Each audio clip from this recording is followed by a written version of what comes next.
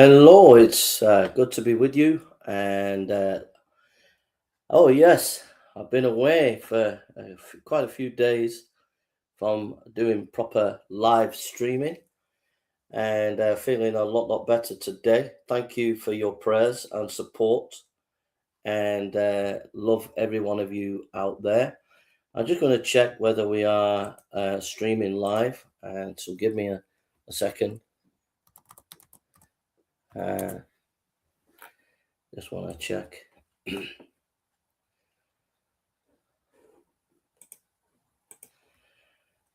And so see what we hear here.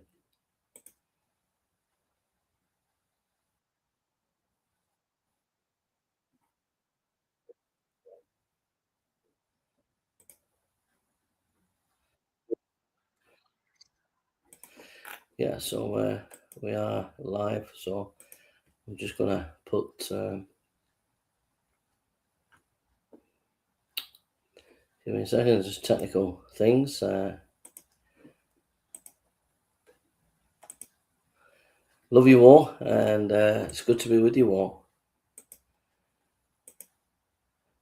Particular shout out to a chap called Eddie Cooney. They lost their pet dog, and it's not easy. Pets can be like a family, so you have been in our prayers, Eddie and Anne. And we're just spreading the live feed. The live feed is over 4 or 5 platforms. And yeah, so we have quite a packed day for you today. I'll be out and about doing evangelism in the coming days ahead. But for the next couple of days, I'm just going to be doing live streaming, and yeah. So watch the space. If you want to support the ministry that me and Dorcas do, you can go at the bottom of this video. There will be links to a variety of ways that you can support this ministry and to help us and to go forward. We are full time in the ministry, and we need your support and encouragement. The other thing as well, I just want to say thank you again to everybody who supported me and visited my wife Dorcas. I will give a report on Patreon later today. So if you want to go on Africa Without Borders Patreon, then please be free to go there and what I have to share about the report. There is a little report here, but it'll be a bit more detailed on Patreon. Yeah, so it's a packed day today. We've got a lot of things going on today. Live stream. There'll be shorts coming out as well. So look out for the shorts. And don't forget, we have 3 websites: africawithoutborders.co.uk and charliekirkonline.com, I think it is. And we have Trump News International .com, I think. So we have 3 websites and different ways you can support us. And yeah, so let's get on with this live stream. I will probably do a couple of these streams on Patreon if you want to go into more detail on this topic. Over the next week or 2, I'll do some live streams on Patreon, but it will be on a paywall if you want to listen to these talks on peacemaking. Then you have to go on the paywall.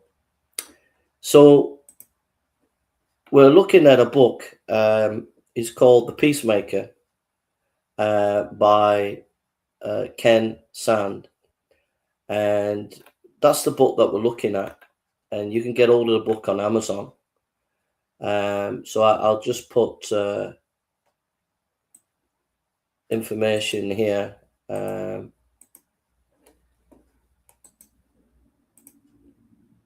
Let me just see.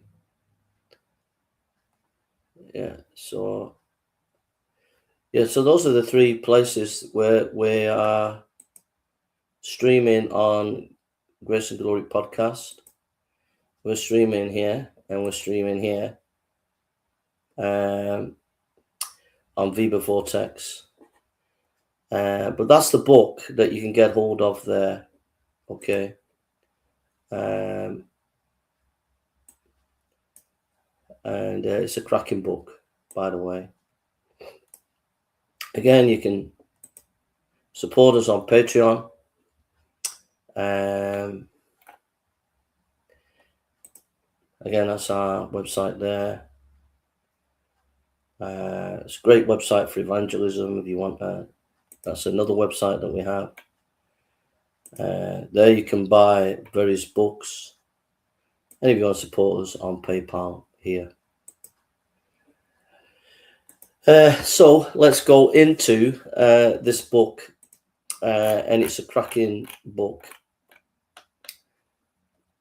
So dealing with conflict. How can we deal with conflict, whether it be in marriage, whether it be in business, whether it be in church? And there's a couple of key principles that we can use when you're in conflict, when you're in a battle or a difficulty where you're not getting on with someone or you're not getting on with some community. There are a couple of principles that you can use that can, from the Bible, that can help you. So one of them is 1 Corinthians 10:31. So let's turn to 1 Corinthians 10:31. 1 Corinthians 10:31.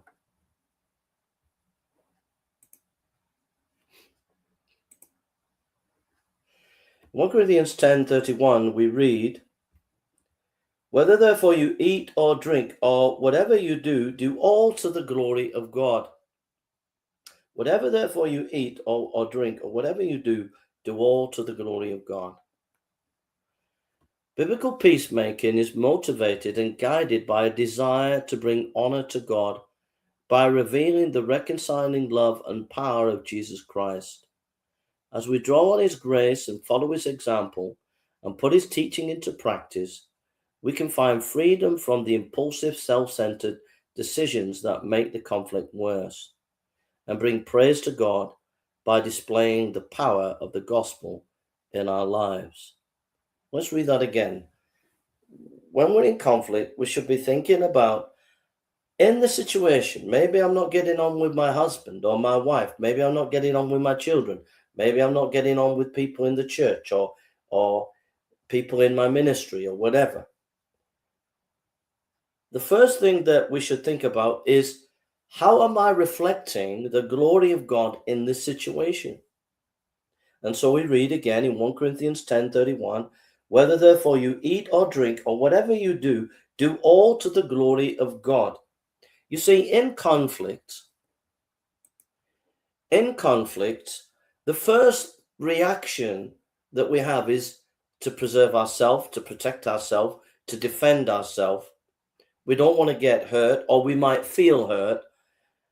And that shouldn't be our first port of call. Our first port of call should be, how will this bring glory to God? How can I bring glory to God? How can I reflect his glory in this situation? And I like this where it says biblical peacemaking is motivated and guided by a desire to bring honor to God by revealing the reconciling love and power of Jesus Christ. Now that's not easy. When you're in conflict and you're hurt or you're finding it difficult in a situation, the desire is to protect yourself. And some of it might be to do with pride. Some of it might be to do that maybe the things being said are correct, or maybe the things are being said are not correct. But we're hurt and we become defensive and we become all about ourselves. And we need to realize that we have to think of the glory of God. How am I reflecting the glory of God in the context of reconciliation and love? In other words, I need the Lord to help me to show his love and his reconciliation love and his grace. I need his help in displaying this so that it may glorify him in this situation. That's not easy.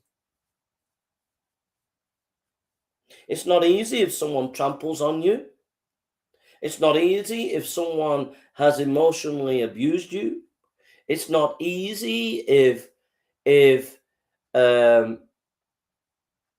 people or someone has judged you in a wrong way.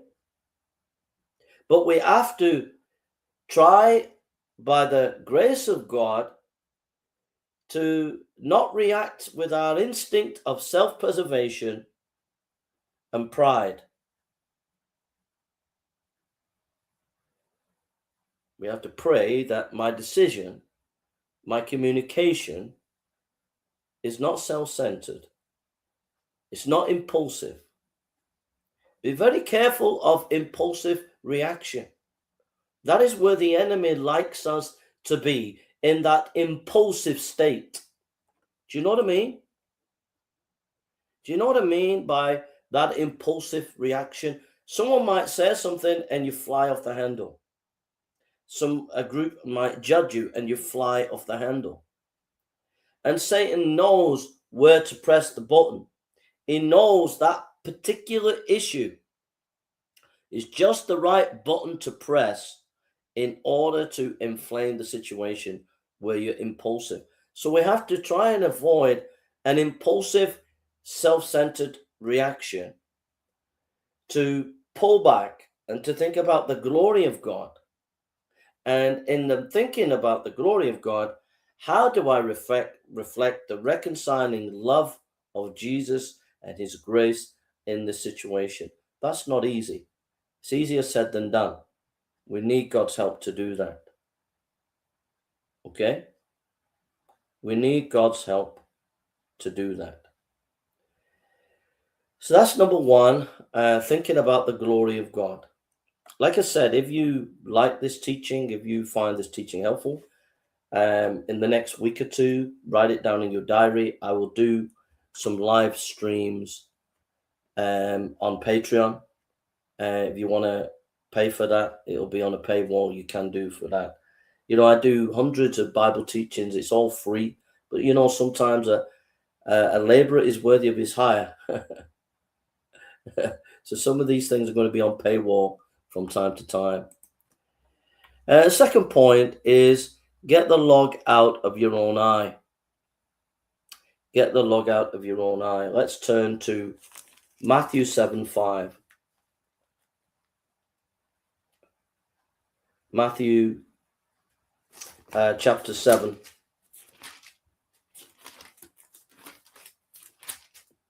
Matthew chapter 7. Verse 5 says, "Thou hypocrite, first cast out of thy beam, out of thy own eye, and then thou shalt see clearly to cast out the mote of thy brother's eye." Get the log out of your own eye. Attacking others only invites counterattack. Attacking others only invites counterattacks. I'll say it again. Attacking others only invites counterattack. This is why Jesus teaches us to face up to our own contribution to a conflict before we focus on what others have done. When we overlook others' minor offenses and honestly admit our own faults, our opponents will often respond in a kind. As tensions decrease, the way may be open for sincere discussion, negotiation, and reconciliation. Attacking others only invites counterattack.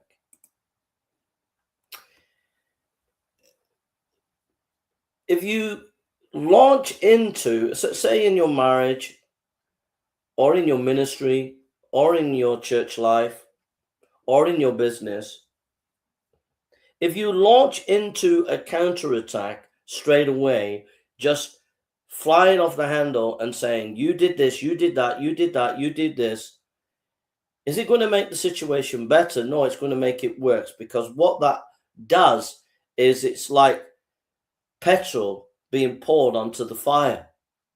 So yes, maybe your wife or husband has said something that's hurt you, and you want to fly off the handle and you want to attack them and say, no, you did this, you did that, you did this, you did that. It's only going to put petrol on the fire.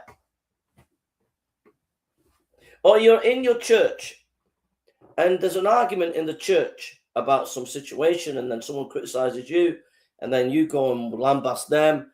It's pours petrol on the fire. Or you're in the ministry, you're a pastor, and maybe the church has criticized you, and so you lambast the church, petrol on the fire. Or you're a businesswoman or a businessman, and some of your work colleagues have criticized you, and then you whack them, petrol on the fire.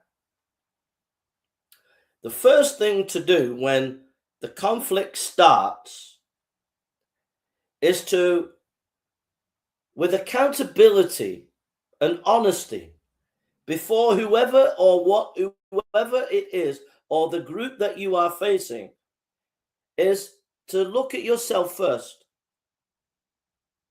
and to say, you know what, you're right about that. You know, wife, you said this, you're right about that, I'm sorry. Or, you know, husband, I'm right, you were right about that, I'm sorry. Or, you know, friend, you were right about that, I'm sorry. Or, you know, colleagues, I didn't like what you said, but there are areas I need to improve. You're right about that. So look at your own beam in your own eye before you launch out into anything, before you say anything. It's easier said than done.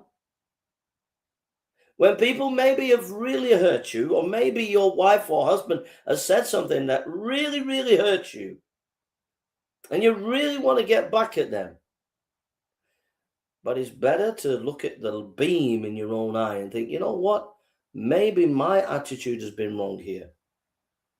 As a leader, as a pastor, or an elder, maybe my attitude has not been right. Reflect on your own faults first before you launch out into saying anything about the other person. So we've looked at two issues here. We've looked at glorify God. We've looked at get the log out of your own eye. And now we're going to look at gently restore. Gently restore. Galatians 6:1. Galatians 6:1. Let's look at that.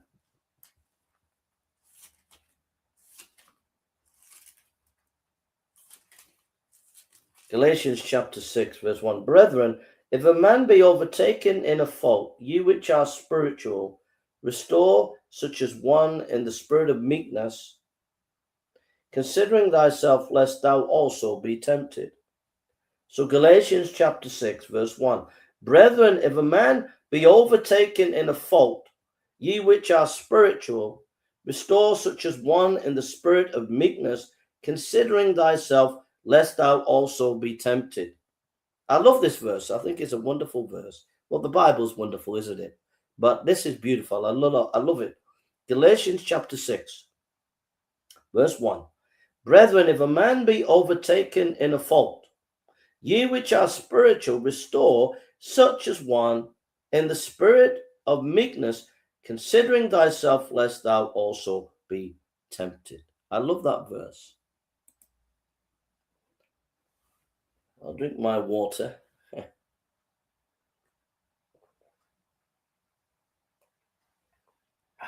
Thank you. So, Galatians 6, verse 1 again. Brethren, if a man be overtaken in a fault, ye which are spiritual restore, which is one in the spirit of meekness, considering thyself, lest thou also be tempted.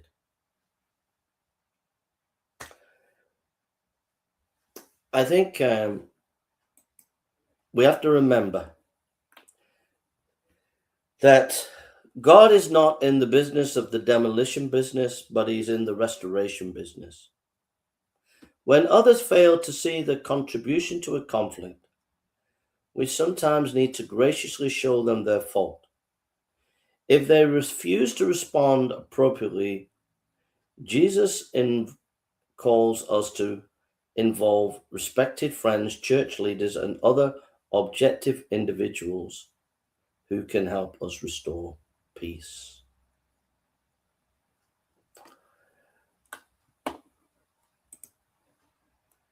In a conflict situation, we have to be very, very careful.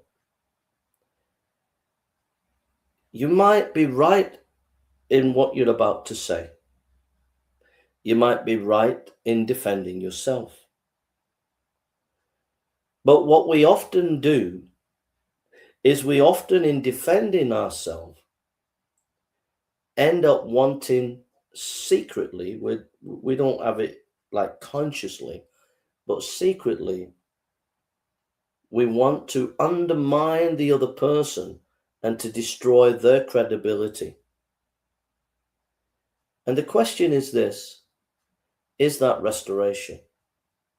Is that restoring someone in a gentle way? It says, brethren, Galatians 6:1, brethren, if a man be overtaken in a fault, which you are spiritual, restore as one in the spirit of meekness, considering thyself, lest thou be tempted. Is it really restoration if you really just want to win the argument and destroy the other person's reputation? That's not restoration. You've got to think of the person that you want the best for them and you want them to be restored, and so that you can have a fruitful friendship and fellowship with that person. You don't want to be speaking so that you can destroy their reputation or destroy whatever they're saying in order to make yourself look better. So when you, and that goes in a marriage, you're not there to destroy your spouse, to pull them down to such a point where you've won the argument and made them look bad in their own eyes. The same in the church, same in a business. You're there to restore. You're there to restore. If you have that attitude, I want to restore this person, you're going to be a bit more gentler.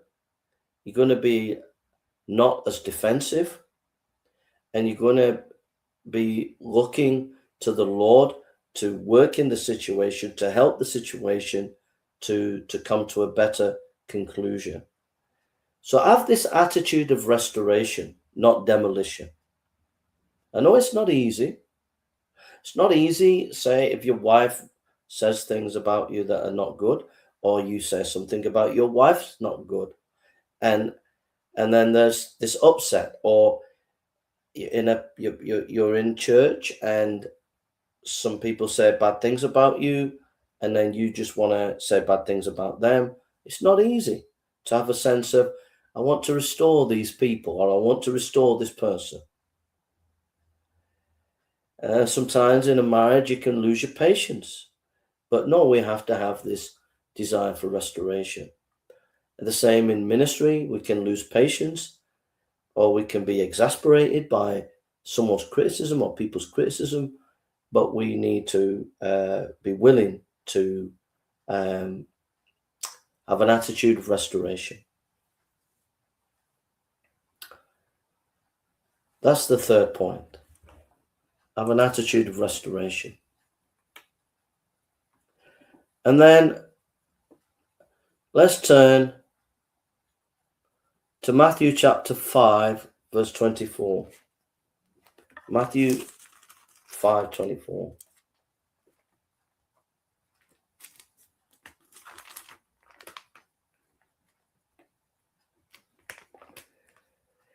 Matthew chapter 5, verse 24. Leave therefore thy gift before the altar, and go thy way. First be reconciled to thy brother, and then come and offer thy gift. Agree with thy adversary quickly. Sorry, I've got an itchy nose. I always get itchy nose when I'm going live streaming. Agree with thine adversary quickly while thou art in the way with him, lest at any time the adversary deliver thee to judge, and the judge deliver thee to the officer, and thou be cast into prison.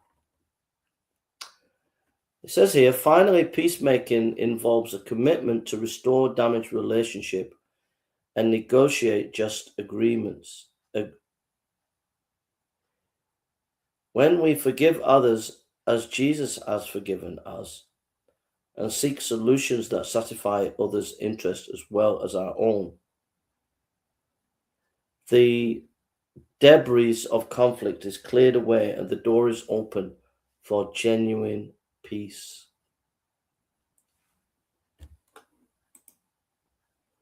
Wow, that's not easy, but there is a desire as a peacemaker to be committed to restoring damaged relationships.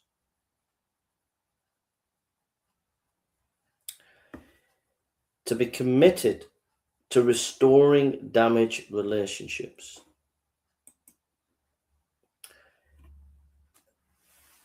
It's not easy because, well, here's a question that I have for you. Can a relationship be restored if one of the partners or people involved does not want restoration or does not recognize the need for reconciliation? What do you think?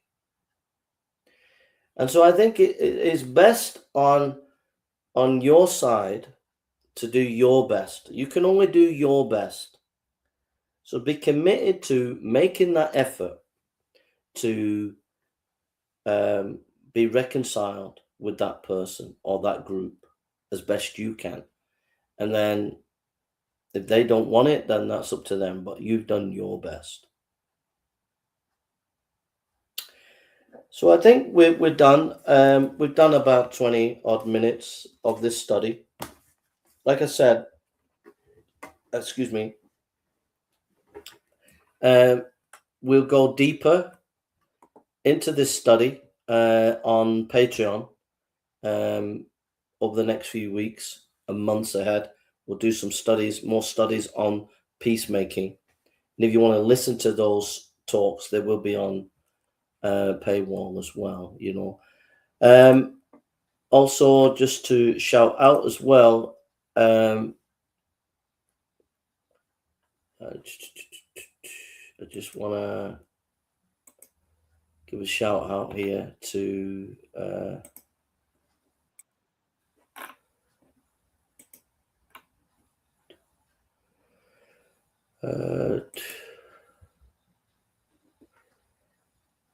yeah, so I just want to give a shout out here is that I'm planning the end of March to go for at least a month. I hope to go for a couple of months to Malawi. And underneath this video, there is an opportunity to donate to that fund. I'm looking to go for at least 10 weeks to teach pastors there, to do evangelism amongst Muslims in April, May, and June, or at least 4 weeks. These people need a lot of help. with their food, Bibles, teaching materials, the travel costs to get there and to come back, the living arrangements. It's not a cheap thing, you know, to go on these missions. I won't be living in luxury. I'll be living in a very, very simple, basic life. So, but if you want to support that mission work, there is a link underneath.